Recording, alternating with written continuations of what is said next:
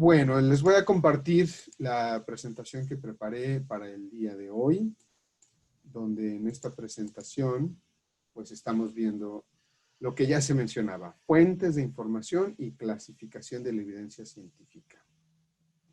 Como ustedes saben, ya lo mencionó Graciela, y ya lo hemos mencionado en otras ocasiones, yo soy parte del equipo de la Unidad de Reducción de la Demanda allá en la Comisión Interamericana para el Control del Abuso de Drogas, en la OEA, en la Organización de Estados Americanos. Así que a nombre de la jefa de la unidad, Jimena Kalapsky, a nombre del secretario ejecutivo, el embajador Adam Nam, pues también les mandamos un cordial saludo hasta Paraguay y hasta los otros países donde también se conecten ustedes. Si hay alguien más de algún otro país, que este curso de Graciela afortunadamente ha tenido una buena convocatoria en Hispanoamérica y bueno, ya hemos visto que hay compañeros que nos acompañan de distintos países, ¿no?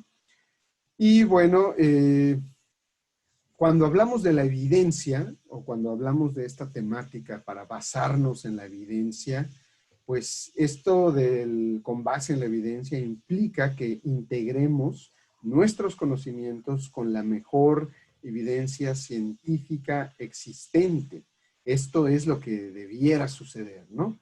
Para determinar cuáles son las mejores evidencias, pues requerimos habilidades para identificar, realizar análisis crítico y jerarquizar la literatura disponible, ¿no? Necesito saber dónde obtener esa información, cómo consultarla. Por supuesto, necesito tener acceso a esta información, ¿no? Y más que habilidades, por supuesto las habilidades se necesitan, pero además de esas habilidades, necesitamos el acceso a la información. Porque si la información toda está solamente detrás de las suscripciones o no está en español o tiene una serie de problemas por las cuales yo no logro tener acceso a esa información, pues ahí es a donde empezamos con los primeros problemas, ¿no? Por eso el día de hoy yo voy a también indicarles una serie de fuentes de información gratuita en español donde ustedes pueden obtener algunos de los elementos que tienen mucho que ver con el tema de cannabis y de donde deberían estar guiándose para obtener esta información, ¿no? El proceso del que les estoy hablando, de identificar, hacer análisis crítico y jerarquizar esta evidencia, se usa, por ejemplo, para elaborar las guías de práctica clínica. Quienes de ustedes que nos acompañan el día de hoy estén en el campo de la medicina o en el campo de la enfermería, en el campo del trabajo social, odontología, las guías de práctica clínica son un elemento que nos ayuda a eso, a guiar nuestra práctica para dar servicios clínicos, ¿no? Y todo esto se los estoy mencionando porque estoy englobando, y ustedes están viendo en la pantalla, al doctor Gordon Guyatt, que en 1992 él lideraba un equipo de trabajo en la Universidad de McMaster en Canadá, que desarrolló este concepto del que hoy en día todos hablamos, ¿no? La medicina basada en la evidencia. Parte de ahí oficialmente el concepto. Por supuesto que a lo largo de la historia, en distintos momentos de la historia de la medicina y del saber científico, se ha hablado de evidencia y se ha hablado de cómo se tiene que utilizar esa evidencia y cómo la evidencia debe de informar la práctica y por supuesto la práctica clínica, pero también la práctica política, ¿no? Cómo poner en práctica, cómo poner en marcha, cómo implementar las políticas con base en la evidencia. Bueno, todo esto, si ustedes se dan cuenta, apenas tiene poco tiempo. Estamos hablando de 1992.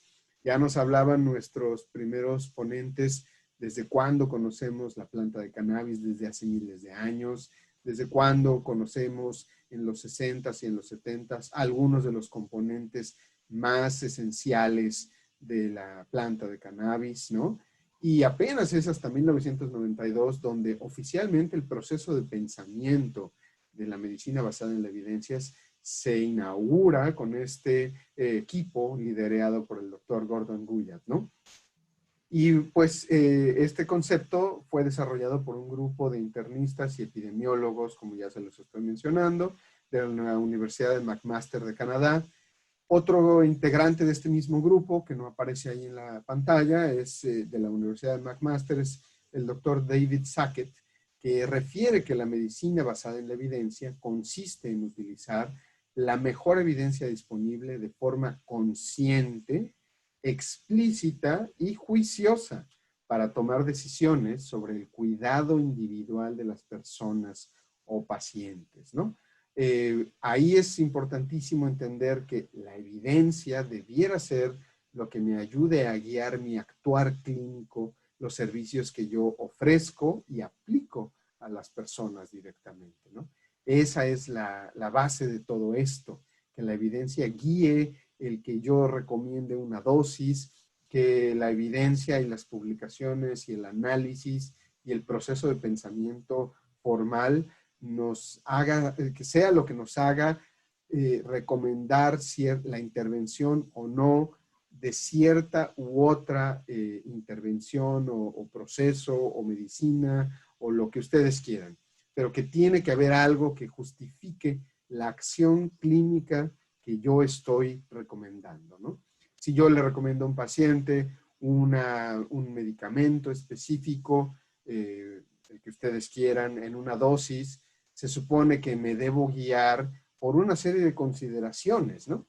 Y que van a decirme, van a tomar en cuenta la edad de la persona, las características de su padecimiento, mucho el efecto clínico o farmacológico que yo quiero lograr, qué tan rápido lo quiero lograr, una serie de cuestiones. Y hasta hace no poco tiempo, muchas veces el razonamiento médico o el juicio que guiaba todo esto eran las recomendaciones que se hacían entre colegas, ¿no? O donde nos íbamos a enterar en los congresos, o veíamos al maestro que aplicaba cierta dosis, o recomendaba esta otra cosa, o comunicaba de algunos hallazgos, ¿no? Pero hoy en día sabemos que, por ejemplo, lo que tenemos que hacer es utilizar muestreos de poblaciones grandes donde haya evidencia del efecto de lo que queremos aplicar o lo que queremos implementar, qué tan fácil se logra ese efecto, cuáles son sus efectos secundarios, una serie de cuestiones que nos hacen pensar en todo esto. Véanlo, por ejemplo, con las vacunas, ¿no? El desarrollo de vacunas hoy en día con lo de COVID, con esta enfermedad, tiene que haber un proceso detrás, un proceso de razonamiento detrás de todo esto que nos permita decir, bueno, sí está recomendado esto o no está recomendado esto, de acuerdo a los datos, a la información, al proceso científico que se produjo cuando yo analicé o investigué esta situación o este proceso, ¿no? Si lo trasladamos eso desde la práctica médica, por ejemplo, a la aplicación de un medicamento o a la realización de una intervención quirúrgica o a al recomendar que una persona se haga un estudio, ¿no? Las mastografías o qué tan frecuentemente las personas se tienen que controlar su presión arterial o sus niveles de glucosa, las personas con diabetes. Todas esas recomendaciones que a veces pareciera que las damos a la ligera, debieran siempre estar respaldadas por información y por evidencia. Bueno, así como hacemos esas recomendaciones, también las recomendaciones de no hacer algo, como por ejemplo, no consumir drogas en adolescentes, ¿no?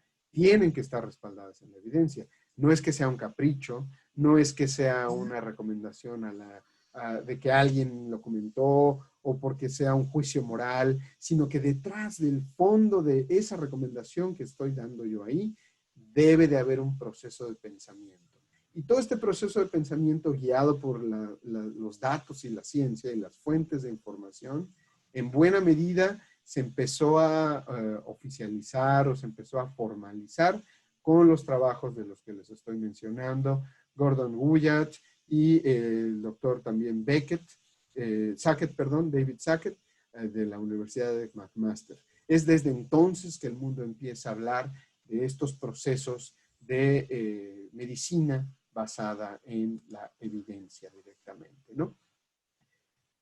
En función del rigor científico, del diseño, de los estudios, ¿no?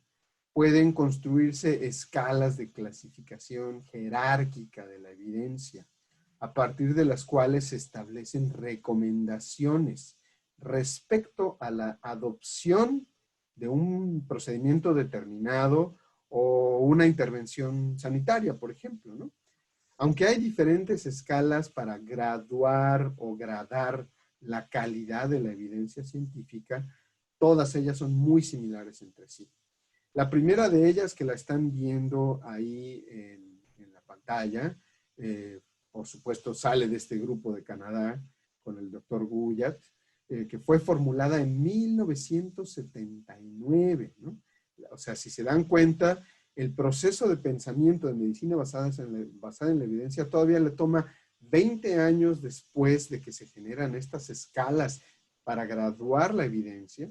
20 años después de tener estas escalas, viene ya las recomendaciones de cómo actuar de acuerdo a la evidencia que está disponible y que nos señalan las escalas, ¿no?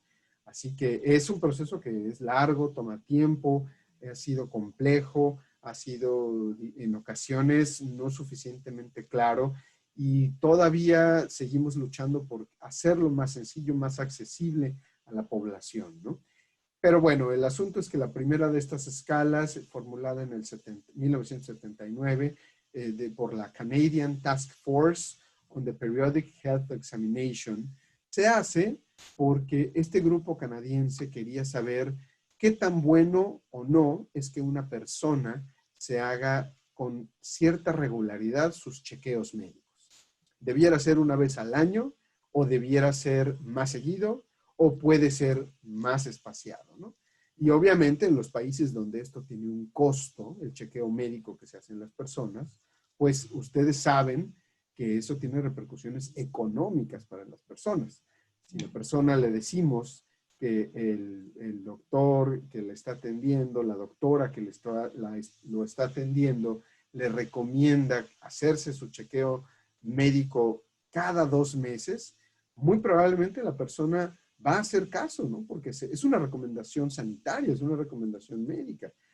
Pero también llega un punto en el que tendríamos que nosotros decir, a ver, esa recomendación, ¿qué tan justificada está? ¿Dónde están las bases de esa recomendación? ¿Para qué queremos que la persona se esté haciendo su chequeo cada 2 meses? Y entonces este grupo interdisciplinario de trabajo en Canadá empezó a decir, vamos a ver qué información hay respecto a esto, cuáles han sido los resultados, qué pasa si la persona se hace el chequeo cada 2 meses o cada año, qué pasa si no se lo hace, ¿no? Y vamos a tratar de evaluar y comparar el efecto, el impacto en la salud de hacer esto. A partir de ahí, con esa problemática en mente que era la regularidad de los chequeos médicos, se empieza a generar este sistema de graduación de evidencias, ¿no? Para evaluar la necesidad y la pertinencia de ciertas medidas preventivas. Bueno, poco tiempo después, en 1984, en Estados Unidos, se adapta las recomendaciones de este sistema de evidencias proveniente de Canadá por la que todavía hoy en día hace una serie de recomendaciones para muchas de las cosas en Estados Unidos, que es la US Preventive Services Task Force. De hecho, si ustedes le preguntan a la profe Graciela sobre prevención, que es otra de sus áreas fuertes de conocimiento, ella les podrá decir que muchas de las recomendaciones de prevención tienen su base con lo que este grupo de trabajo ha venido estudiando, recomendando, diciendo, comentando desde hace muchos años, ¿no? Y en el 1984 este grupo de trabajo genera esta otra escala con base en la escala canadiense para hablar de niveles de evidencia y grados de recomendación. Ahí ya no solamente es la evaluación de las medidas preventivas, sino que ellos se dan cuenta que la escala canadiense arroja información, pero tenemos que también pensar en cómo esa información se va a convertir en recomendaciones. No solamente queremos decir el resultado de evaluar la información es este, sino que con base en ese resultado yo recomiendo poco, mucho o nada, ¿no?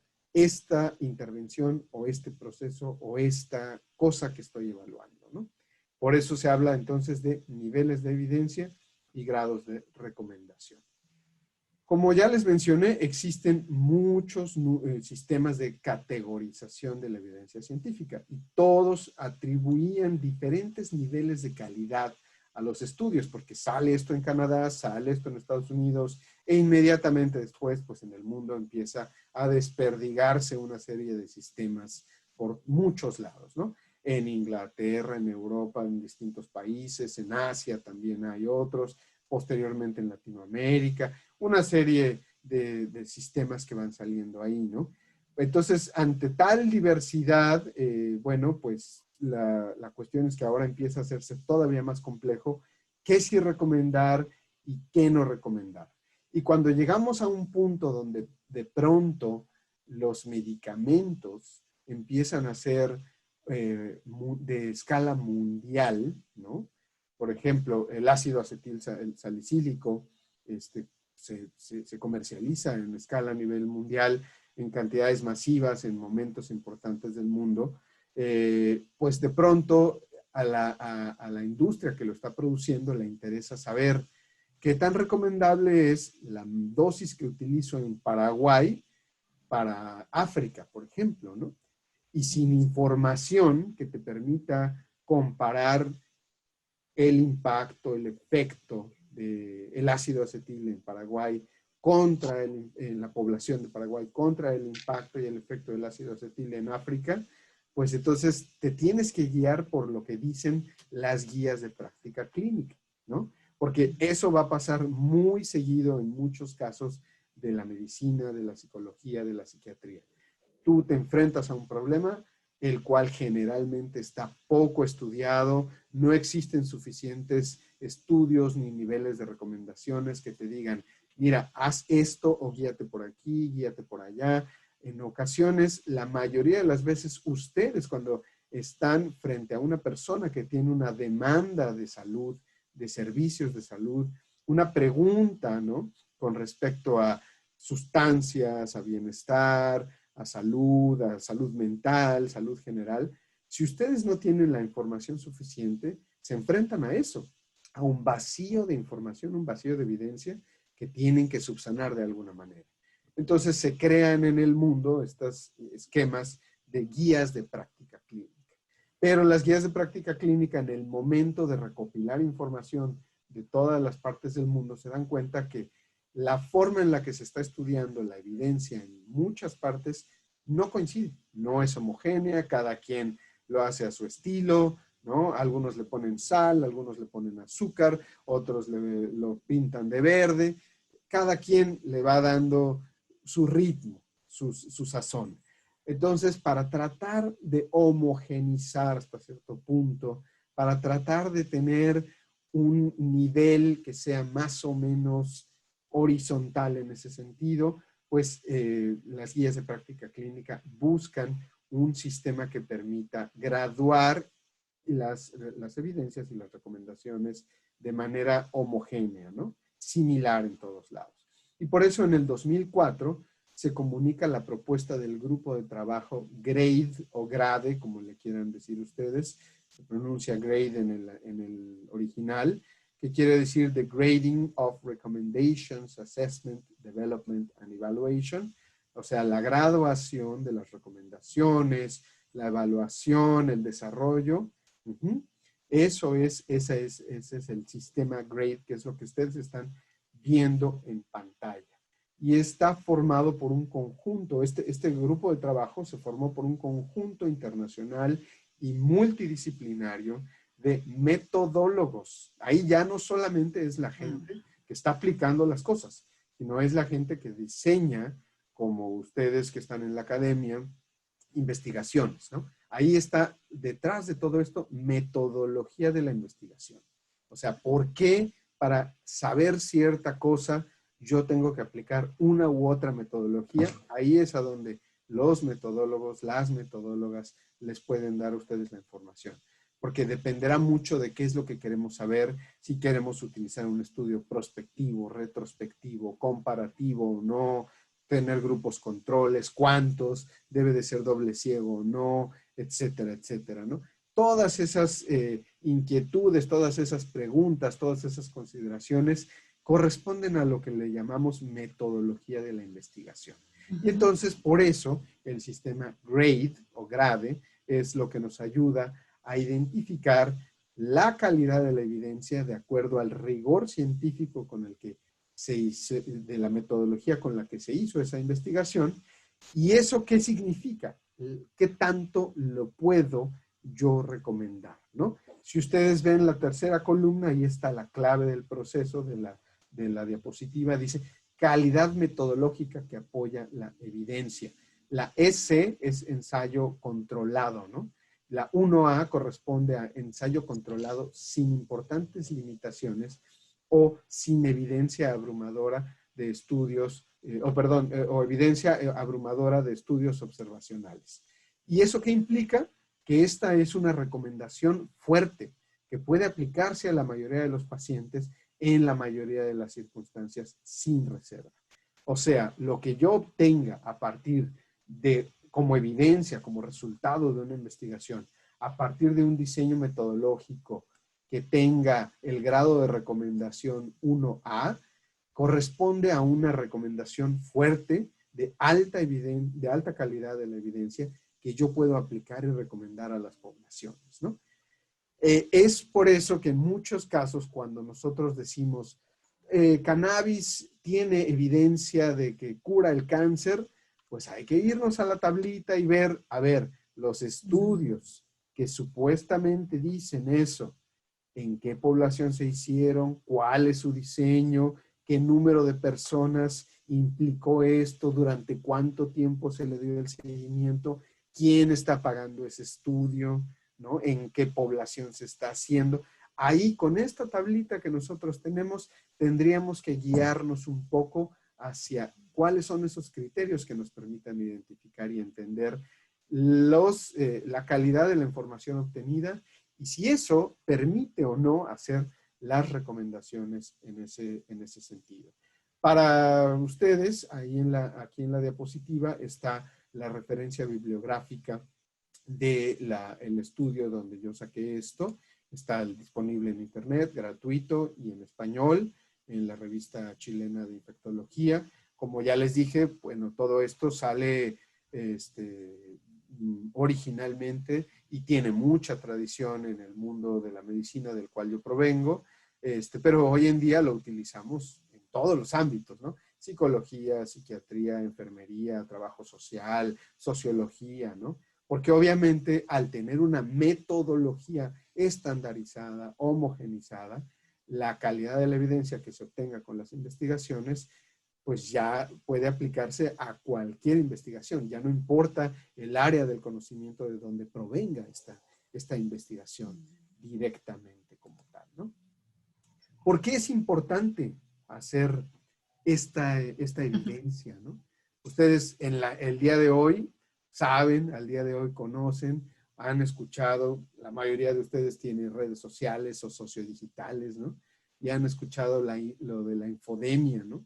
Lo que nosotros denominamos bulos, paparrucha, o mejor conocido como las fake news, ¿no? Las noticias falsas. Y eso se da en buena medida porque la gente sin una suficiente graduación de la calidad de la evidencia se deja guiar por cualquier cosa. En pantalla ustedes están viendo un tuit oficial del Ministerio de Salud de Francia, porque de pronto en Francia empezó a correr el rumor por las redes sociales de que la cocaína curaba COVID, de que snifar cocaína te evitaba, porque la cocaína como que le ponía una capa, es lo que la gente decía, a la nariz para que por ahí no entrara el virus. Entonces, como la gente, ustedes saben que al consumir, snifar la cocaína en polvo, ¿no? o los vapores o los zumos de la cocaína que entran por la nariz, la gente inmediatamente percibe el efecto vasoconstrictor de la cocaína, ¿no? Y entonces la gente dijo, como los vasos sanguíneos se contraen tanto por la cocaína, pues entonces se le esconden al virus y el virus no puede entrar. Ese fue el razonamiento que la gente tenía detrás. Por supuesto que muchísima gente, ante la desesperación y sin preguntarse si esta aseveración tiene una calidad de evidencia o no, pues lo primero que hizo fue creerlo, ¿no? Y empieza a esparcirse el rumor, como ustedes han visto, ¿no? Por el WhatsApp, por el Twitter, por Facebook, por televisión, por radio, la tía que nos manda oye, no sé si es cierto, pero mira, yo recibí esto, no sé, pregunta tú qué sabes, y es, bueno, tuvo que salir el Ministerio de Salud de Francia a decirle a los ciudadanos, por favor, no hagan caso, eso no es cierto, aunque haya tanto barullo, haya tanto rumor al respecto, eso no es cierto, ¿no?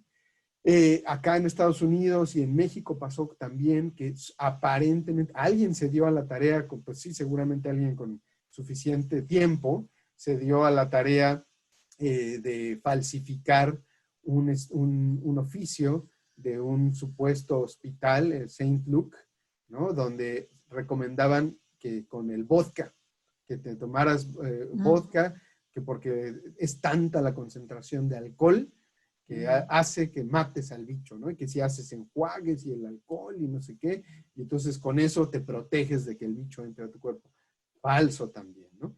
Pero obviamente, ¿qué es lo que pasa? La gente en su desesperación, en la vulnerabilidad en la que se encuentra, en el estado psicológico en el que se encuentra, pues no se pone a preguntar o a averiguar, a ver, dame la fuente científica de esto, o muéstrame tus estudios, o muéstrame tus datos, ¿no? Al respecto, ¿no?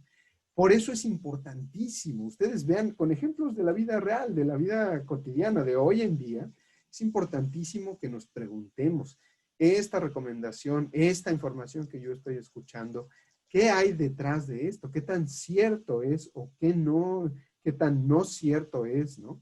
¿Cómo puedo yo verificar esta situación real? Bueno, en este sentido, para guiarnos afortunadamente, con el caso del alcohol, así como hizo el Ministerio de Salud de Francia con la falsedad de que la cocaína prevenía el contagio, pues la Organización Panamericana de la Salud también ya ha sacado su folleto informativo sobre alcohol y COVID, ¿no?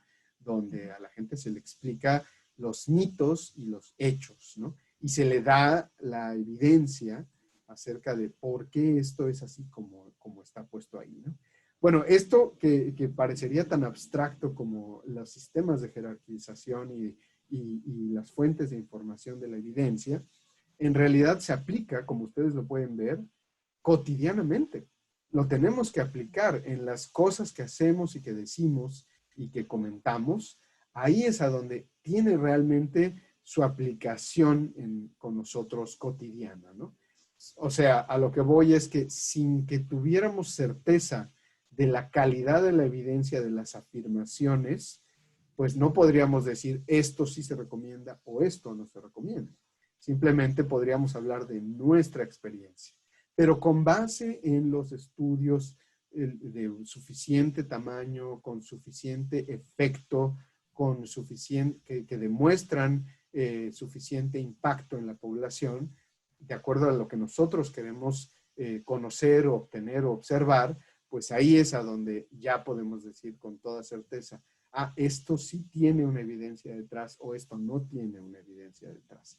Y entonces ustedes pueden ver cosas que afortunadamente la ciencia y la evidencia nos permite informarle a la población, como en este caso es el esquema de mitos y realidades respecto al alcohol y la COVID-19 que está de la OMS, Organización Mundial de la Salud, y en español para las Américas, la Organización Panamericana de la Salud. Por eso les traje también esos ejemplos de la vida cotidiana como tal. Aquí ahora vamos a pasar ya de entender esto que son un poco de dónde partimos, cuáles fueron como los sistemas que nos permiten jerarquizar la evidencia disponible, qué es, de dónde proviene, por qué existen esos sistemas, para qué se usan, para qué se crearon y qué nos permiten hacer. Bueno, vamos a ver ejemplos reales de aplicación donde la evidencia está disponible para nosotros, para los temas que queremos abordar, como es el caso de los problemas de salud pública por consumo de sustancias, ¿no? Y bueno, vean ustedes que la evidencia no solamente va a guiar o no solamente nos va a dar información con respecto a las cosas de tratamiento o de una sola área, ¿no? O las cosas de prevención o solamente con respecto a los elementos científicos de un tema en particular. La calidad de la evidencia, como ya les dije, se aplica a múltiples áreas del conocimiento y a toda la información y todo lo que nosotros podemos y queremos saber respecto a temáticas como es esto, el caso de nuestro tema de trastornos por consumo de sustancias, ¿no? En la pantalla ustedes están viendo la página electrónica del Observatorio Europeo de las Drogas y las Toxicomanías, ODET en español, que todos o la mayoría lo conoce como está puesto aquí arriba, el EMCDDA, que es su nombre en inglés, y ese observatorio tiene su portal de buenas prácticas basadas en la evidencia. Es una base de datos que si ustedes ven, aunque yo ya le hice clic aquí, les traigo una captura de pantalla, aunque yo ya le hice clic ahí a que me lo presente la información en español, la página sigue estando en inglés, pero si se dan cuenta, ahí a donde ustedes pueden ver en la pantalla, donde dice Search Terms, los términos de la búsqueda, ahí ya aparece en español y dice, introduzca los términos de búsqueda, el tipo de evidencia, bla, bla, bla. La información ya les llega a aparecer en algún momento en español. No toda está disponible completamente en español, pero sí llega a haber partes que están disponibles en español para ustedes. Vamos a hacer un experimento. Voy a hacer clic aquí y ahí, Graciela, me dices si en la pantalla aparece la página web que debería estar apareciendo. Eh, Ahora sí. Ahí va, ¿verdad? Uh-huh. Perfecto. Para que veamos cómo entramos al portal de evidencias. Y entonces, esta ya es la página en vivo, para que ustedes lo vean ahí. Esta ya es la página en vivo. Y ahí es el sitio web del Observatorio Europeo de las Drogas y las Toxicomanías. Y vean toda la lista de temas que están aquí disponibles de las distintas áreas temáticas que aparecen aquí enlistadas. Tratamiento, prevención, reducción de daños, ¿no? Y de la temática que yo quiera conocer, aquí puedo hacer un clic directamente, por ejemplo, campañas de medios de comunicación para reducir los accidentes de tráfico relacionados con el alcohol. Y entonces aquí me aparece un resumen muy concreto, muy específico, confiable, donde nos va dando la información de las investigaciones más recientes de esta temática, ¿no? Y entonces hay un resumen donde nos dice las campañas de medios de comunicación para reducir los accidentes de tráfico. Ojo, es muy específico. Solamente para reducir los accidentes de tráfico. No hace que la gente deje de beber, pero se reducen los accidentes de tráfico con algunas campañas de medios de comunicación. La evidencia nos dice que es beneficioso. Y eso quiere decir que vale la pena invertir si mi problema identificado en mi comunidad o en donde yo estoy participando, trabajando, si mi problema es los fuertes, son los accidentes de tráfico por consumo de alcohol, hay formas que de ciertas campañas de comunicación que han demostrado ser útiles para reducirlos. Reducirlos puede significar reducirlos poco, reducirlos mucho o eliminarlos, ¿no? Porque cada una va a tener distintos impactos. Pero por eso es importante que por lo menos nos guiemos con relación a que veamos aquí cuáles son los datos que nos aporta la evidencia. Entonces hay 3 revisiones narrativas que están disponibles en este sitio web del observatorio y una revisión sistemática de campañas de medios de comunicación sobre beber y conducir, y que han demostrado que se reducen los accidentes relacionados con el alcohol durante el periodo que la campaña estuvo activa o después de la campaña. O sea, sí hay reducción en las lesiones, pero vean de qué tamaño es la reducción. 10%. O sea que si yo tengo 1.000.000, ¿no?, de lesiones, ese millón se va a reducir en 10% como resultado de mi campaña. Significa que a lo mejor, si yo tengo pocos recursos y las campañas son algo muy costoso, no necesariamente es lo que yo tengo que hacer, porque quizás esa disminución la puedo obtener o más con otro tipo de intervenciones o medidas. Pero si yo tengo suficiente dinero, si yo tengo un problema serio con esta temática y además tengo un equipo grande de personas y los medios a mi disposición, probablemente ahí puedo utilizar este tipo de intervenciones directamente como tal.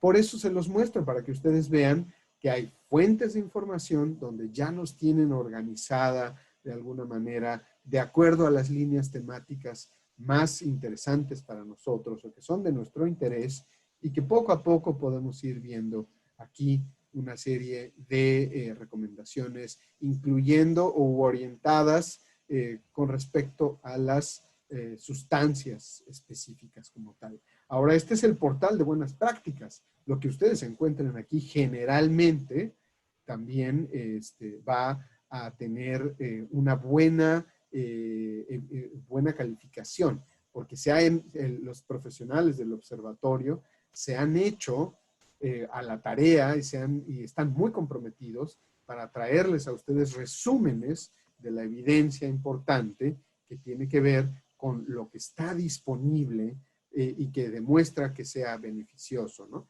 Por supuesto que nosotros también tenemos que conocer sobre la evidencia que nos indica, ojo, hay intervenciones que no son beneficiosas o no son recomendables.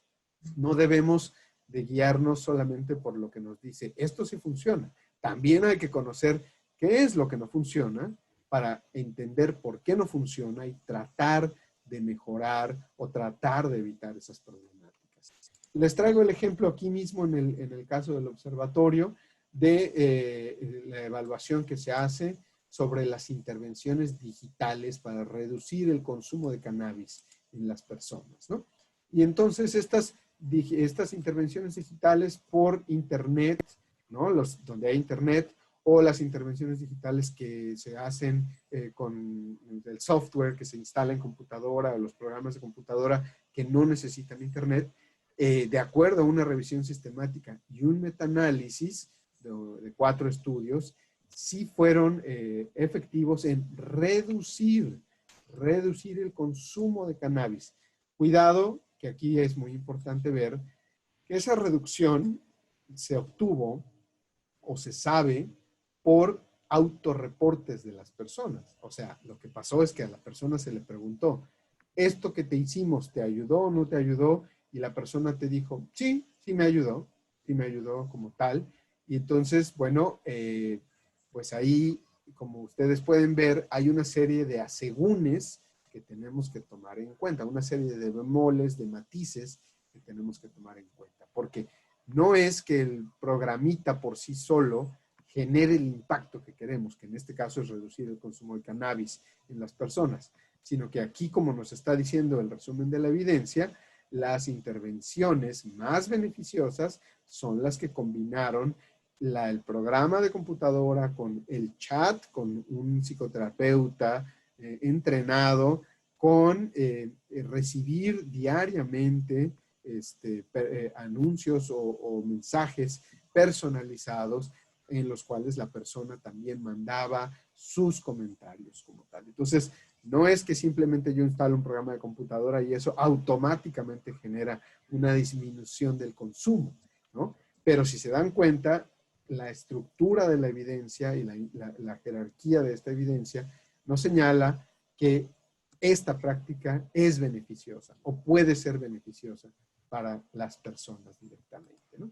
Bueno, ahí ustedes con gusto, poco a poco, pueden ir revisando la página web, en este caso del observatorio.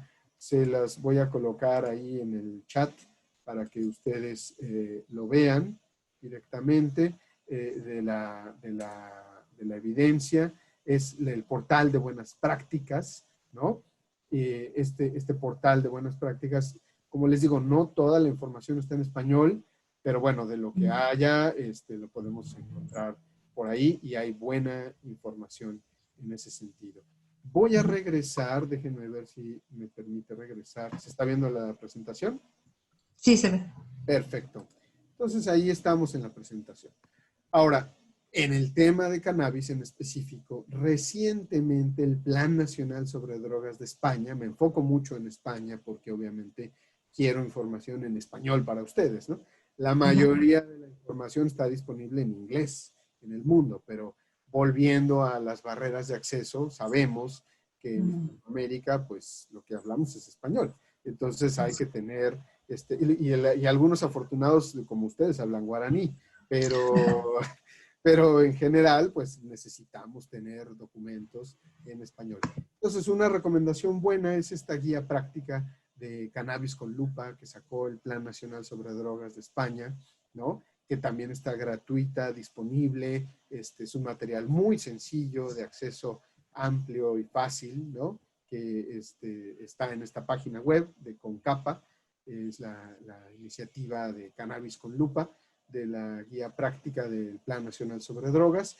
Igual, las recomendaciones que hace no son tan elaboradas, esto es más bien un documento para público en general, pero sí parte de la evidencia, o sea, está basado o está hecho con base en la evidencia de la información que se tiene al respecto, ¿no? Entonces, es un documento honesto, sincero, que nos da información respecto a cannabis y sus problemáticas y que ustedes fácilmente pueden obtener en internet. De hecho, también les animo a que sigan a Cannabis con Lupa ahí en Twitter.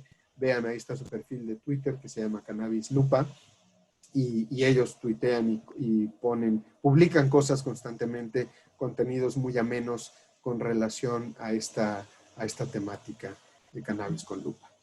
Bueno, después también hay otra fuente de información que en el mundo es muy confiable y que usamos muchísimo para muchas otras cosas, que es el grupo Cochrane. El grupo Cochrane es el grupo más prestigiado, o uno de los grupos más prestigiados, quizás no el más, pero uno de los más prestigiados porque hay muchos, pero este grupo que tiene su sede en británica, perdón, este grupo, el grupo Cochrane, lo que hace es que nos da información acerca de la evidencia disponible sobre distintos temas, ¿no? En Gran Bretaña, este grupo tiene muchísimos años recopilando información de distintas fuentes confiables, con metodologías sólidas, robustas, ¿no? Y recientemente, ahí en pantalla les estoy mostrando que publicaron en julio de este año, el 8 de julio, esta recomendación de lo que se sabe o la información que tenemos sobre qué tan útiles son los productos de cannabis para pacientes adultos con dolor neuropático crónico. ¿Se acuerdan que hablábamos de eso la sesión pasada con el doctor Prospero, ¿no? Y bueno, el 8 de julio de este año, o sea, apenas, ¿no? Hace unos 2 meses, estos autores, después de hacer una extensísima revisión de la literatura a nivel mundial, no solamente es uno o dos estudios, ellos concluyen que para decir si los productos de cannabis en pacientes adultos le ayudan a esas personas con dolor neuropático crónico o no, pues lamentablemente hay falta de evidencia de calidad. O sea, lo que ellos encontraron es que todos los estudios que revisaron donde supuestamente estos productos de cannabis ayudan a que la persona supere esas crisis de dolor neuropático, tienen problemas en algún aspecto de su diseño, ¿no? O sea, la evidencia todavía es insuficiente. No es que sea fácil o que podamos categóricamente decir esto sirve, pero tampoco podemos categóricamente decir esto no sirve. En realidad, lamentablemente, la investigación sigue estando todavía dentro del debate.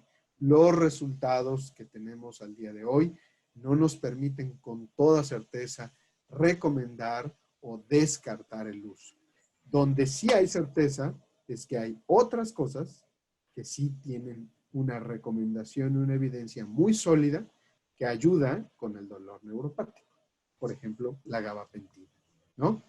O la pregabalina o algunas otras de estas sustancias. Entonces, ante la duda de si le ayudará el tecito de hojas de marihuana a la persona o qué le ayudará más a la persona con dolor neuropático, ese tecito de hojas de marihuana o una dosis controlada de un medicamento que ha demostrado a través de muchos estudios en muchas personas que sí ayuda, pues lógicamente hay mayor peso donde hay mayor evidencia como tal. Esta página Cochrane, la mayoría, el grupo Cochrane, la mayoría de sus contenidos solamente están disponibles en inglés, pero yo nada más porque quiero mucho a Graciela, les traigo a ustedes el día de hoy el contenido en español de esta revisión, que también está disponible aquí gratis para que ustedes lo vean. Ahora les pongo en el chat donde va esa revisión Cochrane para que lo vean, que se llama Productos de Cannabis para Pacientes Adultos con dolor neuropático crónico. Y aquí ustedes ven en la página de ellos lo que yo les estoy diciendo. Hay falta de evidencia de la calidad, de que cualquier producto obtenido de cannabis funciona para cualquier dolor neuropático crónico. Y aquí pueden revisar las características de los estudios, vean que se van suficientemente atrás, 2017, los ensayos clínicos, encontraron 16 estudios de 1,750 pacientes, los estudios duraron no poco tiempo, algunos sí poco porque son 2 semanas, pero otros hasta 26 semanas con la aplicación de estos productos de cannabis, cuáles fueron los resultados clave y la calidad de la evidencia. Y aquí es a donde quiero que nos centremos. No hubo evidencia de alta calidad. Eso es importantísimo, porque sin esa alta calidad, los estudios que se han publicado no tienen alta calidad, no podemos decir esto sí es recomendable. Insisto, tampoco podemos decir esto no es recomendable, pero yo como profesional sanitario creo que si sí tenemos otras cosas que sí han demostrado con alta calidad, eficacia y que pueden ser recomendables, pues yo siempre preferiría esas otras opciones que sí cumplen con estos criterios a estas otras opciones como lo que estamos viendo en pantalla que no cumplen con esos criterios directamente. Y bueno, aquí está en español las conclusiones de los autores. Como ustedes se dan cuenta, es una información extensísima que pueden revisar, que pueden leer. Le dan clic ahí a leer el informe, el resumen completo. Y ojo, estamos viendo solo el resumen. Y en español, aquí está todo el resumen completo.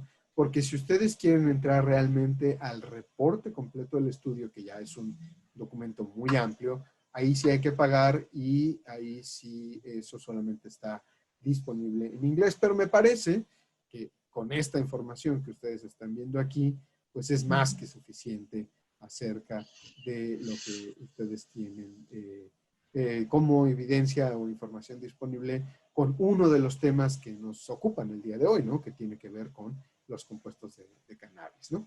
Y aquí, bueno, el Centro Cochrane tiene una oficina, Centro Cochrane Iberoamericano, que el gobierno de España, pues, ayuda a que sea financiado y se hagan las traducciones correspondientes. Por supuesto, pues, seguimos con esta problemática de la Torre de Babel, donde algunos hablamos algunos idiomas y pues no terminamos todos de ponernos de acuerdo, pero bueno, es uno de los recursos que yo pongo a la disposición de ustedes para que lo revisen y sepan dónde ubicarlo directamente, ¿no? Bueno, continuamos con la presentación y, por supuesto, otra fuente de información confiable. Aquí, pues, es la página de ISOP, de la Sociedad Internacional de Profesionales de Prevención y Tratamiento de las Adicciones, donde una de mis profesoras favoritas, la doctora Silvia Cruz Martín del Campo, tiene una de estas charlas. La dirección está muy sencillita, véanla ahí donde dice isop.net, diagonal node, diagonal 6160, y ahí van a ver que está esta plática de la doctora Silvia Cruz acerca de medicamentos derivados de la marihuana o marihuana medicinal, ¿no? Y ella presenta unas 2 horas de información con respecto a todo lo que ustedes pueden conocer. Eso fue ya hace algunos años, me parece que en el 2018. Así que, bueno, es la evidencia que existía en ese momento, pero créanme que es una plática muy informativa que ustedes pueden revisar con calma, con tiempo para que ustedes lo vean. Aprovecho, por supuesto, para invitarles a que si no se han suscrito a la página, si no forman parte todavía de la Sociedad Internacional de Profesionales de Prevención y Tratamiento de las Adicciones, pues lo hagan, ¿no? Ahí Graciela y yo y otros ponemos contenidos a la disposición de ustedes. Yo pongo contenidos en inglés, en español. Trato mucho de hacerlo en español porque sé que hay mucha barrera de acceso con la temática, pero volvemos al tema que nos ocupa, que es la evidencia y la jerarquización de la información. Si ustedes ven la plática, la grabación de la plática de mi maestra, la doctora Cruz Martín del Campo, que es igual que el doctor Prospero, una oradora excelente. Ustedes nunca van a sentir que están con ellos en una clase, siempre van a sentir que se están tomando un café con un amigo, porque ellos tienen tal conocimiento del tema y tan familiaridad del tema, que bueno, pues a uno le transmiten esa pasión por el tema directamente, ¿no? Después, dentro de la misma página de ISOP, ustedes yo creé una red ahí en ISOP acerca de cannabis, y ahí también puse a disposición de ustedes el video de una presentación del doctor Luis San, que es una presentación sobre primeros episodios psicóticos y consumo de cannabis, la interacción gen-ambiente. ¿Es un mito o realidad, sí o no? Y esto está disponible aquí, en esta dirección. Vamos a darle clic para que nos lleve directamente, ¿no?, a la página. Y ahí en la página van a ver ustedes que está grabada la plática del doctor Luis San, que está disponible pues abiertamente en YouTube, sin ningún costo o sin ninguna problemática. Y ahí obviamente, miren ustedes, media hora de contenidos donde el doctor Luis San pues nos da un repaso muy general muy informativo acerca de la evidencia que se tiene y a final de cuentas, aunque volvemos a que hace falta estudiar más y a tener más conclusiones, la mayoría de los estudios apoyan o sustentan que el hecho de que el cannabis sí tiene un papel como factor de riesgo en producir, en facilitar, en favorecer los episodios psicóticos en las personas que lo consumen. Y por supuesto esto tiene que ver con la intensidad de ese consumo, la edad a la que se comience y otros factores como la susceptibilidad genética que él comenta en su charla. Ahí para que ustedes la vean, esta charla, también se las dejo a su disposición en el chat para que la tengan ahí disponible a la mano directamente. Bueno, volvemos a la presentación Eh, además de esta plática del doctor San, también está nuestro amigo el doctor Francisco Arias, abordando el tema de esquizofrenia y cannabis, con una conferencia fantástica en mayo del 2017, que también está disponible ahí mismo en ISOP, y nos muestra los datos, la información. Volvemos a la temática. Calidad de la evidencia, jerarquización, está hablando de estudios que nos demuestran y nos aportan información, donde nos dice que hay una asociación entre cannabis y psicosis. 80% de personas con esquizofrenia también presentan trastornos por consumo de sustancias, o TUS, como se les conoce, ¿no? Y esto fue publicado en un estudio de 2006. 66% de cannabis, de uso de cannabis a lo largo de la vida en personas que tienen esquizofrenia. Y hay un metaanálisis publicado en el 2010 que 27% de las personas con trastorno por uso de cannabis a lo largo de la vida en algún momento van a desarrollar esquizofrenia, ¿no? Entonces, estamos volviendo a la temática, la consistencia, la fuerza de la evidencia, la fuerza de la información que nos muestra esto, ¿no? Que nos permite orientarnos hacia lo que sabemos si existe o no existe directamente.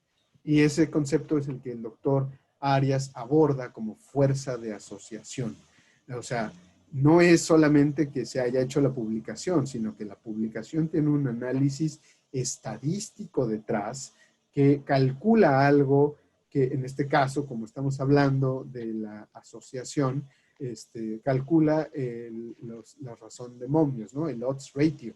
Y es un proceso estadístico que se hace ahí y que ustedes ven en los tres puntos que él presenta ahí, en las tres viñetas, que hay una OR, ¿no? Para términos prácticos, esa OR, entre más alta sea, significa que hay mayor posibilidad de que esa asociación que estamos viendo sea real, que no sea debida al azar. Entonces, ¿qué quiere decir esto? En la plática del doctor Arias queda muy claro.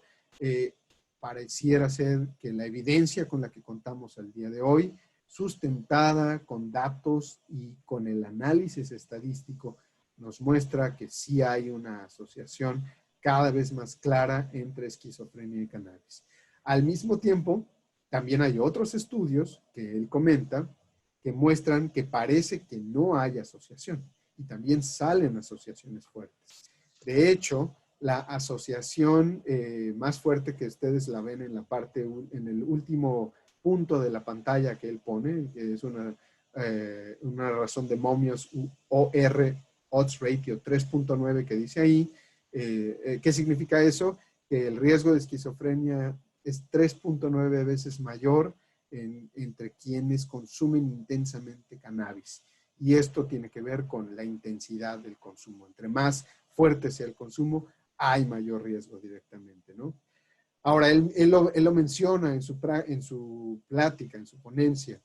La asociación que muchas veces la gente tiene en la cabeza es, por ejemplo, tabaco y cáncer, ¿no? Y esa asociación de tabaco y cáncer, el OR es alto, es 6, 5, ¿no? Y en el caso de la marihuana no es tan alto, ¿no? Por esa razón, pareciera ser que no es el único factor que importa o el único factor que determina que la persona desarrolle cannabis, pero lo que quiere decir esto es que la evidencia nos está apuntando hacia allá, a que hay un camino que no podemos obviar, que no podemos dejar de lado, donde sin duda que sí hay algún peso o algún elemento a considerar de que el consumo de cannabis produce o llega a producir un mayor riesgo de esquizofrenia directamente. Y como conclusiones, pues el doctor pone estas que están ahí, ¿no? Que es un consumo de un posible factor de riesgo. El consumo adelanta la edad de inicio de la esquizofrenia. Ustedes saben que habitualmente la esquizofrenia se presenta en la juventud. Existen distintos factores de vulnerabilidad genéticos, porque no es el mismo riesgo para todas las personas, también hay factores genéticos, y que el inicio temprano en el consumo de cannabis, la potencia, la mayor exposición, todos son factores que favorecen la aparición de la psicosis como tal, ¿no? Y esta otra plática del doctor Arias, que está del 2017, también está disponible para ustedes gratuitamente, sin costo. Y más que esto, está disponible para ustedes en la página de ISOP, para que la vean con calma, ¿no? Aquí está, y bueno, ya la pueden revisar en cualquier otro momento ustedes con toda tranquilidad, regresarla, adelantarla. Son las grandes ventajas de tener esto grabado, así como Senat nos está haciendo favor de grabar todo esto, que por supuesto ustedes también en el futuro pueden adelantar, regresar, utilizar como material de referencia en sus otras clases, ¿no? Por supuesto que lo pueden hacer así. Y no quiero irme sin darles también recomendaciones de otras fuentes de información confiable, gratuitas, en español, de relevancia internacional, mundial. Les recomiendo desde el Instituto Nacional de Psiquiatría en México, la revista Salud Mental, que la revista Salud Mental tiene muchos de sus contenidos, no digo todos porque los primeros números no están todavía digitalizados, pero la mayoría de sus contenidos desde hace quizás 30 años para acá están disponibles gratuitamente para ustedes en esa página que ustedes están viendo ahí. Sino con que le pongan revista Salud Mental, les va a aparecer esta página que está disponible en inglés y en español, y pueden revisar todo lo que tiene que ver con distintas investigaciones científicas.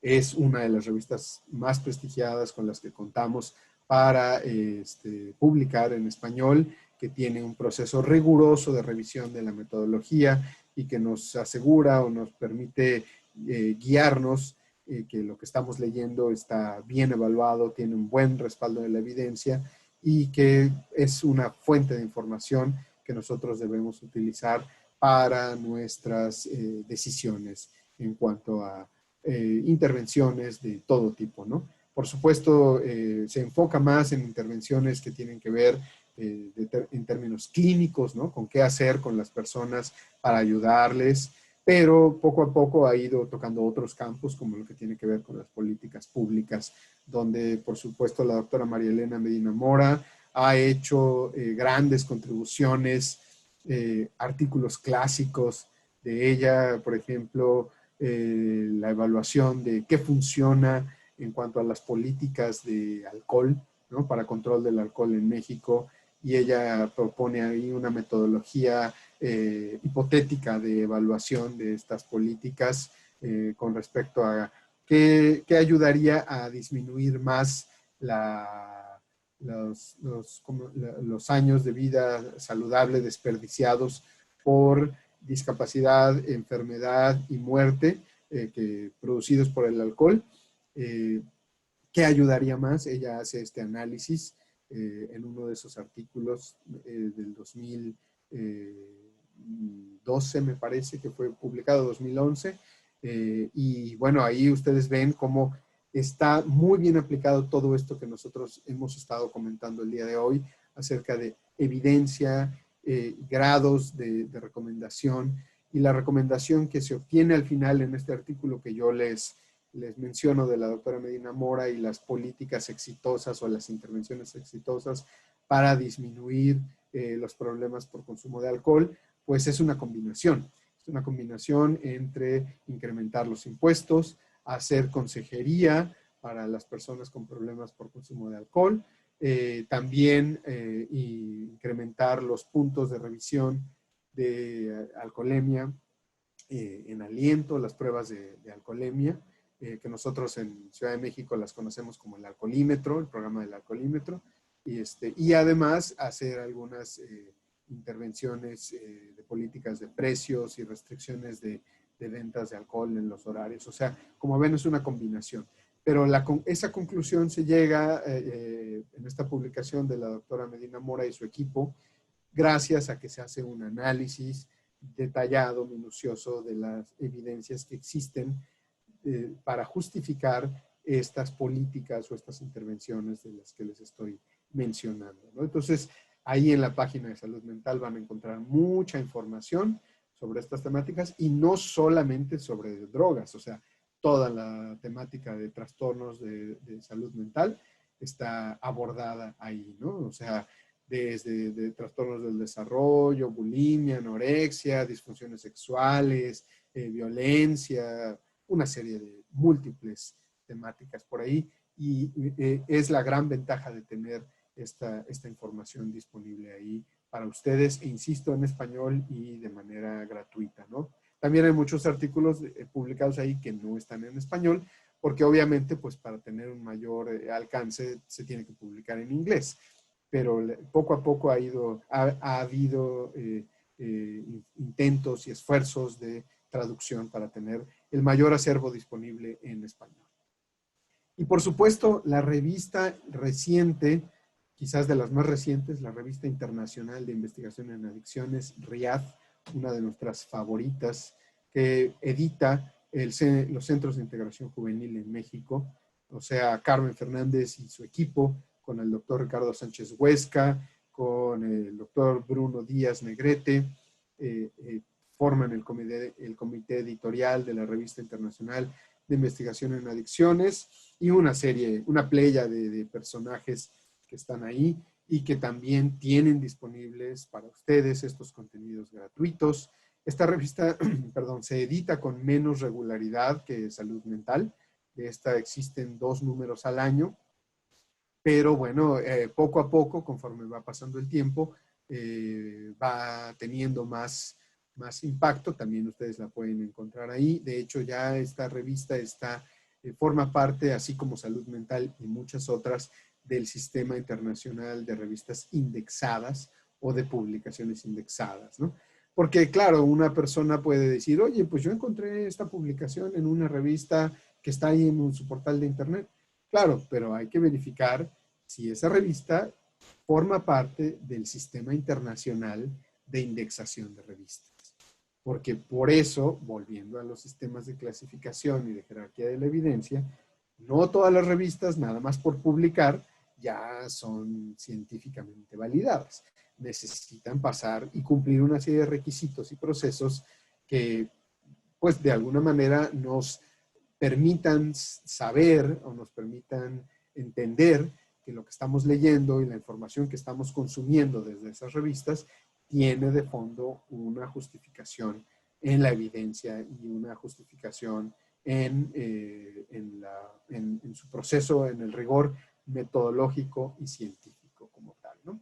Y bueno, eso es básicamente lo que yo tenía para comentar con ustedes el día de hoy.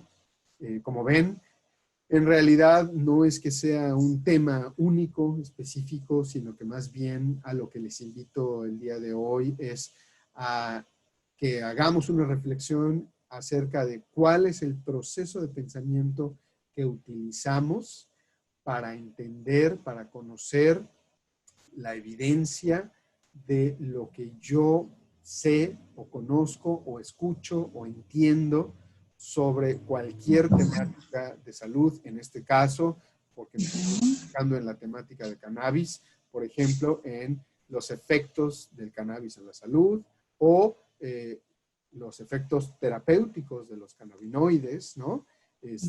Por ejemplo, esa información yo tengo que entender cuál es la evidencia que está de fondo en este sentido y a partir de ahí también yo tengo que entender si esa información me permite hacer recomendaciones o no, como ya lo vimos, por ejemplo, con el caso de los cannabinoides para el dolor neuropático, que por lo menos hasta julio de este año podemos decir que todavía no es recomendable, que exista suficiente evidencia científica para recomendar su uso en dolor neuropático como tal. Así que pues yo les agradezco a todas y a todos su tiempo, su atención y por supuesto estamos abiertos a las preguntas, comentarios, cualquier otra temática que ustedes tengan ahí a la mano. Graciela, muchas gracias. Muchísimas gracias. Primero esto. Muchísimas gracias, profesor José Luis. Estoy viendo los comentarios en más de agradecimiento porque no teníamos, digamos, acceso al conocimiento de estas páginas. Y por supuesto, en realidad, uno de los agradecimientos importantes por este tema de no toda la información científica también, digamos, tiene una línea de certeza, como toda investigación es abierta, y esa escala de clasificación de la evidencia, pero qué importante para todos entender de que existe también esa escala de clasificación de la evidencia, porque a veces podríamos caer en tomar una evidencia, digamos, y gracias por compartirnos también, y les invito a todos los participantes a entrar en la página de ISUP, que es muy, muy interesante con relación, digamos, a que los profesionales o los técnicos o aquellos interesados en conocer más sobre ese tema, bueno, esté en una página mundial y que nosotros desde Paraguay también podamos estar en esa página mundial y comenzar a seguir un poco al profe José Luis y a todo lo que nos trae. Les invito a que puedan, todas esas dudas que tenemos sobre el tema de la evidencia científica, compañeros, este es el momento de preguntar y preguntar directamente al profe que maneja la información, digamos. Así es que aprovechemos para preguntar desde lo más sencillo, aquello que nosotros siempre teníamos, digamos, y creo que vamos a tener respuestas muy certeras el día de la fecha. Las preguntas directamente al profe, él va a ir leyendo, él maneja todo este tema a mil más que nosotros. Entonces, si le preguntamos, aquí yo quisiera iniciar con este asunto de cuánta evidencia tenemos con relación a, aquí en Paraguay por lo menos tenemos mucha asociación del tema de las hojitas de marihuana que se ponen alcohol, ¿no? Para todas las cuestiones de los reumas, así luego le llama la gente. Y tenemos una cultura, digamos, de la medicina natural, como ya les dije desde un principio, muy arraigada, ¿no? Ya viene como en los mercados de Paraguay usted va a encontrar, y no solamente en los mercados, sino en los supermercados hiperindustrializados, nuestra hierba, mate con un montón ya de medicamentos asociados, etcétera, naturalmente, o sea, en todo ese tema. Y eso lo trasladamos también a la cultura de las adicciones con relación a automedicación, con relación a otros temas. Pero aquí se ve mucho el tema de asociar el alcohol con las hojitas de principalmente marihuana de THC, ¿no? O sea, que lo que se tiene por acá. ¿Qué has escuchado en ese tema? ¿Qué tenemos en una línea de evidencia? ¿Dónde podemos leer algo con relación a ese tema? ¿Se hizo algo en esa línea? Es un poco para iniciar nomás y luego voy a comenzar a escribir algunas cosas aquí, José Luis, Claro, claro. para iniciar la conversación con la gente. Les Sí, invito a que puedan escribir al chat o directamente hay una partecita donde dice cuestionarios, ahí también pueden escribir. sí. Pues mira, muchas gracias también por esa pregunta esta idea que pones sobre la mesa que es necesaria, ¿no? Fundamental. Eh, en México también pasa mucho, ¿no? Existe esta tradición de tallar, frotar. En México de manera coloquial se le dice friegas de alcohol, ¿no? Ah, mira. Ese procedimiento de frotar o tallar son friegas con alcohol, porque sabemos que el alcohol etílico, el alcohol que se utiliza para curar heridas, desnaturalizado, por ejemplo, que se utiliza en México, si se talla sobre alguna parte del cuerpo adolorida, por ejemplo, después de hacer ejercicio o por algún golpe o así, o en algunos casos en el dolor reumático, produce sensación de alivio, pero no necesariamente elimina o modifica o corrige la causa de origen o base por la cual la persona está de alguna manera sintiendo eso, ¿no? O percibiendo ese malestar, esa queja, ¿no? Y es muy común que hace algunos años en México, estoy hablando desde la época de la Revolución y todavía después, la tradición, la medicina tradicional utilizaba ese tipo de métodos, ¿no? Donde de pronto de las plantas, y no solo de cannabis, muchas otras, alcohol con ruda, conservas de una cosa o de la otra, pero el hecho es que el efecto principal es el alcohol entrando a nivel transdérmico o subdérmico, que produce una sensación de alivio en el malestar, ¿no? Como tal. Ahora, evidencia al respecto no existe. No hay una publicación, no hay algo que nosotros podamos decir, sí, esto funciona o no funciona. Porque para empezar, ahí es a donde tenemos la problemática que hablábamos la semana pasada. ¿Cuánto? ¿Cuánto del principio activo está ahí? Cuando hablamos del frasquito de alcohol, ahí sí lo tenemos muy bien controlado, porque sabemos que está al 70%, sabemos cuántos mililitros son, si está diluido o no está diluido. O sea, tenemos perfectamente bien si es alcohol etílico desnaturalizado o no, etcétera. Sabemos perfectamente cuál es el compuesto activo, qué cantidad, en qué concentración y las características farmacológicas. Pero si tú me dices, a ese yo le eché 3 hojitas, ¿de qué tamaño? ¿De qué variedad? ¿En qué época del año? ¿No? ¿De qué altura proviene la planta? O sea, una serie de cuestiones que no son controlables. Y para partir del tema de evidencia, lo primero que tendría que hacerse para tener una calidad alta de la evidencia es garantizar la calidad de los datos que vamos a obtener, garantizar que la dosis a la que yo estoy sometiendo a los grupos de las personas, pues es una dosis equiparable o no, o controlable, o una dosis que de alguna manera yo puedo saber exactamente cuál es, ¿no? Entonces, por esa razón es que directamente no existe como tal, ¿no? Ahí en el chat también ponían el aceite de cannabis, ¿no?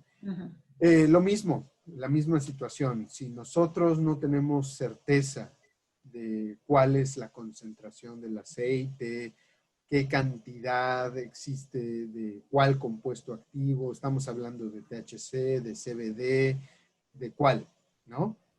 Ya el doctor Prospero nos hablaba de otros, ¿no? Anandamida, oleamida, que son más bien componentes endógenos, ¿no? De las marihuanas endógenas que se le llaman, o cannabinoides endógenos, de cuáles estamos hablando. Entonces, por esa razón es que no vamos a encontrar un estudio bien diseñado y una información bien diseñada donde digamos, es que 3 gotitas contra 2 pastillas. No, o sea, si no entramos a hacer esto en serio, con una formalidad y rigor científico que nos permita controlar la cantidad a la que estamos exponiendo a la persona, pues no vamos a poder decir si hay evidencia directamente o no. Ahora, todos los componentes o todas las presentaciones de cannabis que tengan THC potencialmente tienen o pueden llegar a ser adictivos, ¿no? Pueden llegar a hacer que la persona se haga dependiente, porque también preguntaban eso, de si puede haber riesgo de dependencia. Sí, si hay THC, por supuesto que sí, porque es la dependencia a la sustancia, no porque tenga agua o tenga alcohol o tenga aceite, la hace más o menos inocuo. No es que si yo no la fumo, no me va a producir daño. Sí, de hecho, la gente que por ejemplo, hace los pastelitos de marihuana o cosas así, también puede desarrollar síntomas de trastornos de dependencia, ¿no? Entonces, ahí es a donde más que la vía de administración o la presentación, lo que tenemos que recordar es que lo que tiene impacto es el componente activo, el componente químico, y para que pudiéramos hablar de grados de evidencia con respecto a su posible uso terapéutico, tendríamos que tener un estudio bien diseñado donde no habláramos de cuestiones subjetivas y sí se pudiera verificar directamente la cantidad a la que estamos exponiendo a la persona, ¿no? Y bueno, sí es importante tener, pues ahora sí que el respaldo de toda esta información. Están preguntando también con lo de la relación entre esquizofrenia. Y acá está el uso de cocaína. Bueno, ese es otro tema, ese es cocaína. Pero la próxima semana, ¿verdad? Vamos a hablar Sí, acerca vamos a trabajar eso. de efectos en la salud también, ¿no? De consumo de cannabis. En las películas se ve que algunos países, los pacientes con cáncer tienen permiso de fumar. ¿Cuál sería la evidencia para esto? Bueno, pues ahí hay alguna serie de procedimientos legales que algunas personas aplican como medidas de desahuciamiento, ¿no? Para pacientes desahuciados, ¿no? Para pacientes que ya no tienen otra solución, pues a veces, hay ocasiones que legalmente se les permiten ciertas concesiones dependiendo de la estructura legal. Por supuesto, también lo que vemos en una película, siempre hay que preguntarnos, ¿es película? ¿Es real o no es real? ¿No? O sea, mientras no tengamos una documentación o algo que nosotros veamos por ahí, hay que simplemente ser precavidos. Yo no digo que no le creamos a la gente, pero sí tenemos que darnos un poco a la tarea de investigar más siempre, ¿no? Profesor, Pero acá dice, disculpe, acá dice, relacionado a eso, el tema de, para que el THC y CBD se active, ¿es necesario que se queme para poder causar efecto? no, Pregunto porque muchos usan alcohol o ponen en el mate, es lo que te decía, ¿no? sí. La hoja de marihuana como relajante para migrañas o problemas digestivos. Entonces, acá usamos el tereré, que creo que conoces el procedimiento, digamos, con la hierba mate. Entonces, eso, y con el uso de aceite de marihuana que se tiene como evidencia científica y donde podríamos encontrar información al respecto, ya que muchos usuarios de THC se aferran a esto para producirlo y usarlo, ¿verdad? Sí. Y esas son las dos cuestiones así muy Sí, concretas. no, en general, o sea, los compuestos activos de la marihuana son activos independientemente de la forma. De hecho, en realidad, al fumarla, le quitamos una parte de esos, se quema, se rompe, se destruye una parte de esos compuestos activos y se forman otros, ¿no? Como tal. Pero el THC puede entrar en el cuerpo y por eso también la marihuana la consume la gente no solamente fumada, ¿no? Sino comida, untada, en distintas presentaciones. Entonces no se necesita quemar directamente. Ahora, no hay evidencia de que la marihuana en aceite o en alcohol sea útil para padecimientos. La gente que la consume en alcohol o en aceite o como quieran, o en tintura, como ustedes quieran, o en los cigarrillos electrónicos, porque lo que quiere es consumirla, ¿no? Y si no la consume se siente mal, como cualquier otra persona que tiene algún nivel de dependencia, ¿no? O sea, pasa lo mismo que con el tabaco. Si a la persona que fuma no le da su cigarro, pues ¿qué se va a sentir? Pues se siente desesperada, se siente mal porque no tiene su cigarro. Si le das su parche de nicotina, que le sustituye de alguna manera la nicotina del cigarro, pues esa desesperación y esos síntomas van a bajar. Entonces, acá es un poco lo mismo, ¿no? A lo mejor el aceite de cannabis no tiene la misma concentración ni tiene la misma cantidad de THC, pero le estás dando una parte del THC a la persona que le ayuda a paliar un poco los síntomas de retirada o de supresión que la persona percibe directamente, ¿no? ¿Cuáles son los motivos del por qué no se investiga a fondo las propiedades medicinales del cannabis, según tu opinión, verdad? ¿Y en qué medida las grandes corporaciones farmacéuticas influyen directa o indirectamente en su freno? Ahí hay, ahí hay cosas que son objetivas y cosas que caen en el ámbito de la especulación. Las propiedades de cannabis sí se han estudiado a fondo, sí se siguen estudiando a fondo. Ya lo vimos con el doctor Prospero la semana pasada, como por favor recuerden, o sea, no solamente es el THC, son muchos otros compuestos que se están estudiando, ¿no? Directamente, que están en la planta, e incluso algunos que no necesariamente salen de la planta, sino que se diseñan con inspiración, basándose en los compuestos que se encuentran en la planta, ¿no? Pero sí se siguen estudiando, no es que no se hayan hecho suficientes estudios. Como en todo, nunca va a ser suficiente la investigación, o sea, la investigación nos sigue haciendo falta para todo, para cáncer, para diabetes, para depresión, para hipertensión, para todo, siempre sigue haciendo falta investigación.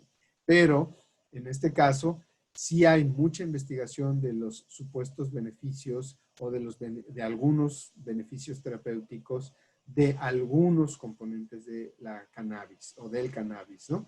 Pero de hecho hay tanta investigación y también hay tantos productos farmacológicos que ya el doctor Prospero nos mostraba algunos, incluso presentaciones comerciales, ¿no?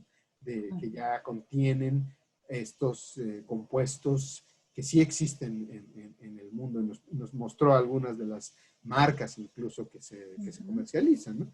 No es, también a veces la industria que quiere vender las distintas presentaciones de marihuana, pues nos dice, no, es que no es cierto, no lo han terminado de estudiar, o la prohibición no nos lo permite. En algunos casos sí es difícil cumplir con, o en muchos casos sí es difícil cumplir con los requisitos para hacer más investigación, pero también es cierto que hay mucha investigación en curso y que se sigue y se sigue sabiendo más, y que a la larga lo que por lo menos al día de hoy tenemos es que en la mayoría de los casos los beneficios terapéuticos se obtienen más o en mejor y en mayor medida y más pronto con otros agentes farmacológicos, ¿no? Usted habló de psicosis. Uh Creo -huh. que fue por el tema de esquizofrenia más que psicosis. Sí, Pero bueno, sí, sí. ok, creo que es un aspecto y hay como 700 afecciones que se benefician con el uso de cannabis. Ahí estamos, aquí ya estamos metiéndonos, digamos, en esto de lo que se dice y dónde está la evidencia y eso. Exacto. Entonces, ¿qué No hay, comentario? no hay algo que te diga, ah, sí, el tecito de marihuana cura o ayuda o aminora. No, no hay esa recomendación. En algunas personas con algunos trastornos psiquiátricos específicos, como el trastorno por estrés postraumático, o ya nos hablaba el doctor Prospero de algunos trastornos de ansiedad y los trastornos del sueño, algunos de los componentes tienen un efecto prometedor. Pero todavía está eso en proceso de que se continúa, más que la investigación, se continúa el desarrollo de un posible producto que en el futuro nos llegue a dar esos beneficios directamente. Qué bueno. Aquí dice, sí, en Paraguay ya está aprobada en la farmacéutica el tema de CBD principalmente con fines médicos, ¿verdad? Sí, ya tenemos una legislación, en la última clase vamos a tener eso trabajado con todo el tema de la legislación asociado al tema marihuana, cannabis y todo lo que tiene que ver con las estadísticas. Así es que a engancharse con el curso porque vamos a tener eso. Como resumen, hay un temita que sí yo te quiero preguntar específicamente. Cannabis sigue siendo y está en una lista a nivel internacional de la JIFE. ¿Qué es esa lista para que puedas ilustrar un poco en la clase de hoy, así como qué es esa lista? ¿Por qué el tema de cannabis está en una lista tan dura a nivel mundial, digamos? ¿Y por qué no sale de esa lista para que tengamos más investigaciones? Bueno, a ver, aún estando en esa lista de la que tú hablas, hay mucha investigación, mucha. Lo que Ujú. pasa es que sí es cierto que se tienen que cumplir con más requisitos que además cada país impone de manera distinta. Ah, ok. ¿Sí? No es que yo les diga, es que lo que sale ahí de JIFE, JIFE es quien manda y dice, no, no, no, no, JIFE se llega al acuerdo, pero después ese documento cada país se lo lleva y desde su jurisdicción, desde sus atribuciones, emite la normatividad correspondiente en materia de salud, en materia de seguridad y dentro de la materia de salud, por supuesto, ahí vienen los lineamientos para investigación. Y es cierto que también en muchos países, la verdad es que algo que hace falta es un reglamento de cómo llevar a cabo esa investigación. Porque en muchos países se han quedado con, ahí está la lista de JIFE y ya no hay más legislación derivada de eso. Faltaría que desde los poderes legislativos se empiece a aplicar más y digan, a ver, esta lista, ¿cómo la traduzco yo a nivel de las leyes nacionales, locales, ¿no? Y cómo se implementa, cómo eso se traduce a la realidad, ¿no? Y Ujú. esa lista, ya lo platicaremos con uno de los miembros de la JIFE, por cierto, el maestro Raúl Martín del Campo, amigo mío, donde nos dirán, nos contarán más detalles acerca del origen y todo, pero en general eso está determinado por las convenciones internacionales que los países han acordado y que es parte de las políticas internacionales Ujú. sobre drogas, que por supuesto tiene que ver con lo que los países deciden en el ámbito internacional y los países definen y acuerdan en lo que se ha llamado el Concierto de las Naciones, ¿no? Directamente. Ujú. Pero, insisto, para hacer cambios en esas legislaciones, pues los países son los que se tienen que poner de acuerdo, los líderes de los países, y yo honestamente creo que el acuerdo, pues, y el consenso es un proceso que puede llevarse a cabo, pero también necesitamos evidencia de por qué sí hacer ciertas cosas o no hacer ciertas cosas. Y bueno, ahí ya eso es otro proceso que también va imbrincado con la política, va imbrincado con con las ideas, con la ideología, con toda una serie de otros elementos que escapan a lo que el día de hoy comentamos. Pero yo lo que quiero que quede clarísimo es que derivado de las convenciones internacionales, existen políticas de drogas que son los países quienes las determinan y los países las aplican. Y esos países son los que deben decidir si quieren hacer cambios o no desde su propia autonomía, jurisdicción, ¿no? Independientemente de los cambios, también tienen que decidir cuáles son los mecanismos y procesos de implementación de acuerdo a lo que cada país defina que le es más conveniente, ¿no? En ese sentido. Entonces, no es que sea una imposición. En el fondo, cada país tiene la autoridad para decir cuáles son las formas en las que se implementará esa política que es el reflejo del consenso internacional. Claro, exactamente. Es un poco eso como un preámbulo a lo que se viene. Yo solo quiero leer aquí dos cositas, pero acuérdate que todas están atadas a convenciones internacionales y se traducen en legislación en nuestros países. Entonces, también esas listas están como muy enmarcadas en una legislación local. Tenés razón al decir que cada país tiene también, digamos, la libertad de decir, bueno, lo vamos a ajustar o no lo vamos a ajustar, como tenemos también respuestas en la región sobre estos temas. Um, Aquí dice Adriana, ¿por qué si no hay evidencia de cannabis en la salud, el ministerio dio apertura al uso médico o medicinal? Justamente para eso es el curso, para entender una cuestión que tiene que ver con el THC, la marihuana no medicinal, y CBD, la marihuana que se está, digamos, estudiando bastante en su proceso medicinal. Ahí, Graciela, ahí es Sí, diga. importantísimo para lo que dice Adriana, Uh -huh. lo que dijimos la clase pasada. Marihuana no, cannabinoides sí. Exactamente. O sea, ahí es a donde lo que sí tiene evidencia, de alguna forma, pequeña, incipiente, en algunos casos, son los cannabinoides como tal.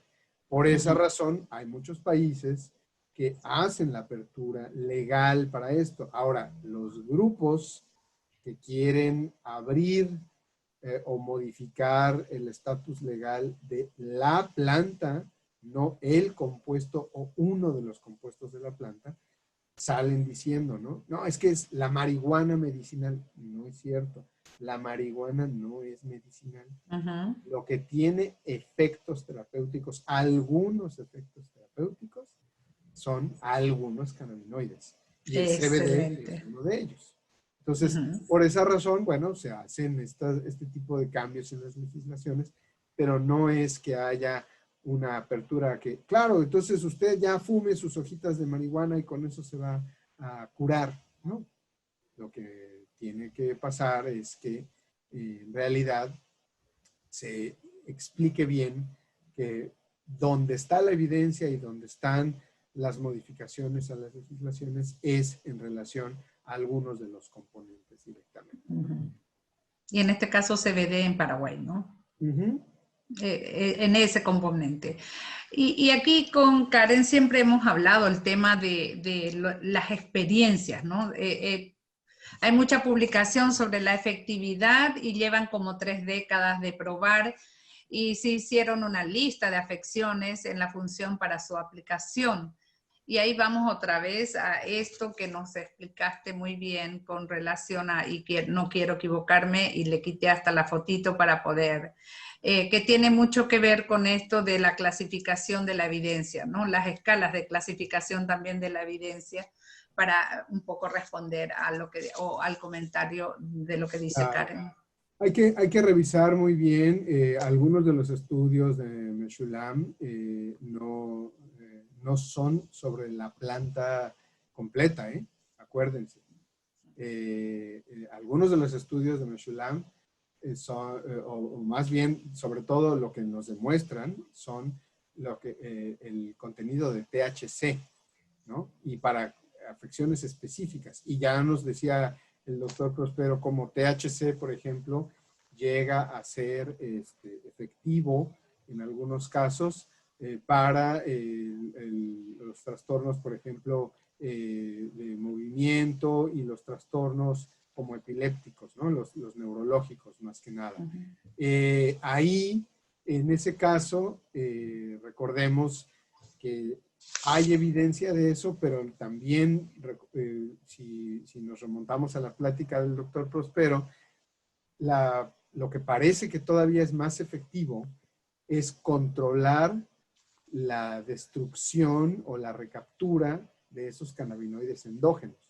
No que entrara cannabinoide exógeno al cuerpo, sino hacer que en el cuerpo los mecanismos que eliminan esos cannabinoides endógenos los pudiéramos regular, controlar mejor, así como hacemos con los inhibidores selectivos de la recaptura de serotonina para la depresión, por ejemplo, ¿no?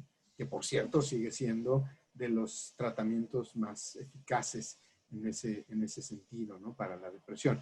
Entonces sí hay mucha información del THC en ciertos padecimientos, pero vuelvo e insisto, si revisan la literatura más reciente, por ejemplo, de la Academia de Ciencias en Estados Unidos, lamentablemente esa solamente está en inglés, van a ver cómo en realidad cuando se hacen las comparaciones de, por ejemplo, con THC, para la espasticidad en la esclerosis múltiple, y se compara contra los medicamentos que normalmente utilizamos para tratar la espasticidad, el THC no supera el efecto, no supera a los otros medicamentos como tal. Entonces, ahí es a donde hay que hacer un balance para decir que aunque haya un nivel de efecto que sí estamos observando, ese nivel de efecto, qué tan grande, qué tan beneficioso es, no solamente comparado contra placebo, sino comparado contra lo que sabemos que funciona mejor para lograr eso que estamos buscando en particular, ¿no? Entonces ahí es a donde ya los cannabinoides no son un negocio tan bueno, tan prometedor como pareciera que es. Parece ser, por la información que tenemos, que en el futuro llegaremos a tener moléculas diseñadas, específicas, con efectos que lograrán más cosas con mayor precisión y mayores beneficios, y que serán inspiradas en los, o las haremos inspiradas en los compuestos cannabinoides que están en la planta. Pero no necesariamente es que la planta fumada hace que yo logre superar o aliviar o resolver una serie de problemáticas, ¿no? Si no, pues mucha de la gente que fuma cannabis sería muy saludable, ¿no? En el mundo, y sabemos que en el fondo, a largo plazo, en la mayoría de las personas, se llegan a presentar trastornos de distintos tipos. Cuidado, eso no quiere decir que todos los que fuman tienen un problema, no, pero sí sabemos que lo que sucede es que la salud de la persona que consume distintas sustancias, no solamente cannabis, alcohol también, tabaco, etcétera, se va